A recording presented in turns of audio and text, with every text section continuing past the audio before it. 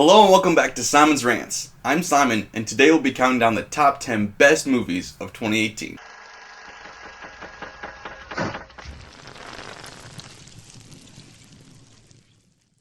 Before I do, however, I want to get a couple of things quickly out of the way. First of all, I haven't seen every movie that came out this year. There's some that I missed, some that I couldn't get to, and some I've just never even heard of yet. But this is my top 10 list based off of what I've actually seen this year. Last year when I did this, I saw a movie a month after I made this list and I went, well, dang it, I may have put that on the list. And secondly, this list is just my opinion, so let me know in the comments below what your top 10 favorite movies from this year are and why. But that's enough for me. Let's get to the list. Number 10, Mowgli. I've been talking about this movie for a while now, and I was really excited for it, and it didn't let me down. This was really good. A lot of people did complain that it was too dark, but that's just how the source material actually was. I honestly just have to disagree with the critics on this one. I thought this was really good. I thought for a rookie director, Andy Serkis did great. And as always, his acting was great, and Christian Bale was even better. I love the story, I love the CGI, I love the acting. Overall, this was the best Jungle Book movie I've ever seen. Number 9. Sorry to bother you.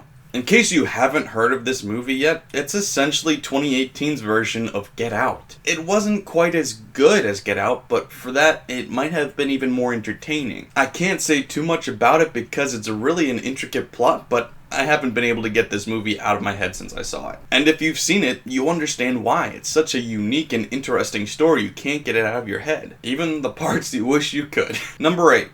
SpiderMan Into the SpiderVerse. I don't even know why I saw this movie. My expectations going into it were about zero. Essentially from the trailer, all I got out of it was, well, the animation looks cool. But what I did get out of it was possibly the best Spider-Man movie ever, and if not, the best one since Spider-Man 2. It was hilarious, it was so much fun to look at. This was a great movie. My favorite superhero film of the year. Number 7.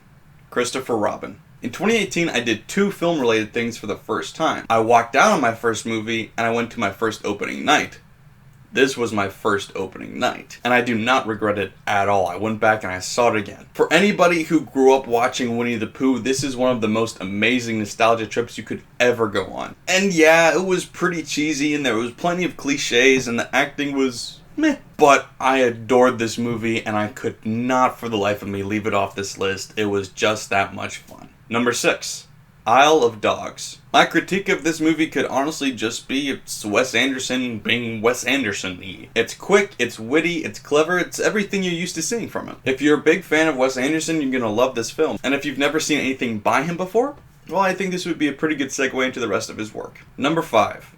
Love, Simon. Love, Simon was definitely also another bit of a cliche movie, but it was acted so sincerely that I bought into everything that they were selling me. All of the characters had such good chemistry that you really cared for each one of them. You thought that they were real people. I found myself relating to each one of these characters at least once throughout this entire movie. Number 4. 8th Grade. Now, I've already literally ranted on this channel about how much I love Bo Burnham, and this movie only magnified that. If it were up to me, this movie would win Best Screenplay of the Year. This movie understood being in middle school better than anything I've ever seen before, and it was handled so deftly and so perfectly that I really just was amazed by it. There can be parts of it that are hard to watch, but it'll be worth it to sit through the entire thing. This movie was great. Number 3. A Quiet Place. This is one of the best horror, suspense, whatever you want to call it, kind of movies I've ever seen. I'm not a huge fan of that genre in general. It's got a lot of cliches and it's usually pretty heavy-handed, but this was done like an expert. This is John Krasinski's first time directing and writing, but it seemed like it was done by a seasoned veteran. This year's been great for first-time directors. Some people have noted, and I agree, that the payoff is a bit weak, but the build-up and the suspense is some of the most fun I've ever had at the movies. From the first scene on, you'll be captivated. Number 2.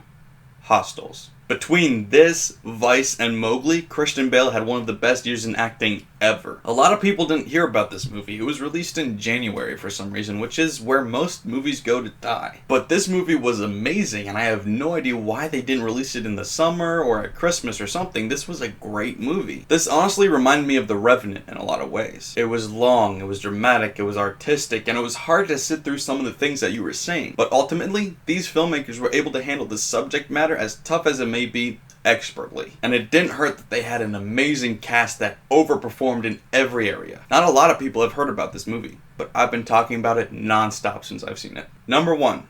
Green Book. Maybe the most interesting thing about this movie is that it's based on true events and was written by the son of the main character. When making movies about things that actually happened, it's always a dangerous territory to get into. So the closer you can get to the actual source material, the better, and this movie got as close as possible. And it was great for it. The acting was phenomenal. Viggo Mortensen gave the best performance of his career. And I talked about this for a little bit in my first thoughts, but it was just amazing to see how two different characters could learn from each other despite where they came from. On one hand, you had a very sophisticated and elegant man, and on the other, you had somewhat of a slouch. But they were both able to learn from each other and grow better from it, which taught us many things. It taught us to never look down on anybody, no matter where they come from, what they look like, or how they act. And it also taught us that we always have room to grow no matter where we are in life. And like I said, the acting was great, the chemistry was great, the writing was great. I was honestly amazed that this was directed by the same guy who directed Dumb and Dumber and Movie 43. How? So, that's my list. I hope you guys enjoyed it, and I hope you guys agree, but if you don't, make sure to leave in the comments below your top 10 list and why. I'm Simon from Simon's Rants, and that was my rant for today.